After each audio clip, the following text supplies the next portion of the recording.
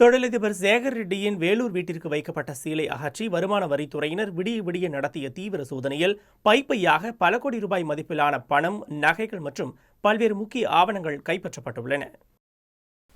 வேலூர் மாவட்டம் காட்பாடியில் உள்ள தொழிலதிபர் சேகர் ரெட்டியின் வீட்டில் கடந்த 8ஆம் தேதி சோதனை நடத்த வந்த வருமான வரித்துறையினர் வீட்டில் யாரும் இல்லாததால் பூட்டி சீல் வைத்து சென்றனர். இந்நிலையில் சனியன்று இரவு மீண்டும் சேகர் ரெட்டியின் மனைவி ஜெயஸ்ரீயை அழைத்து வந்த 12 பேர் கொண்ட வருமான வரித்துறை குழுவினர் வீட்டின் சீலை உடைத்து உள்ளே சென்று தொடர்ந்து சோதனை மேற்கொண்டனர்.